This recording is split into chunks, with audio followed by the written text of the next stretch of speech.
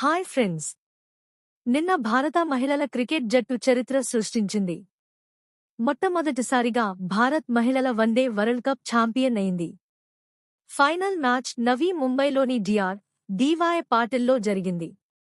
భారత జట్టు తొలుత బ్యాటింగ్ చేసి 298 పరుగులు సాధించింది. శెఫాలి వర్మ దూకుడు ఇన్నింగ్స్ ఆడి మంచి స్టార్ట్ ఇచ్చింది. హార్మన్ప్రీత్ కౌర్ కెప్టెన్గా అద్భుతంగా నడిపింది. దక్షిణాఫ్రికా జట్టు బలంగా ఆడినా చివరికి 246 పరుగులకే ఆగిపోయింది. భారతం 52 పరుగుల తేడాతో విజయం సాధించింది. దీప్తి శర్మ మ్యాజిక్ బౌలింగ్తో 5 వికెట్లు తీశారు. ఫీల్డింగ్లో కూడా జట్టు అద్భుత ప్రదర్శన ఇచ్చింది. ప్రతి ఆటగాడు దేశానికి గర్వకారణమయ్యాడు. ఇది కేవలం విజయం కాదు, మహిళల క్రీడా చరిత్రలో ఒక మైలురాయి. ఈ విజయం ప్రతి భారత యువతికి మేము కూడా చేయగలం అనే నమ్మకం ఇచ్చింది. దేశం మొత్తం గర్వంగా సంబరాలు జరుపుకుంటోంది.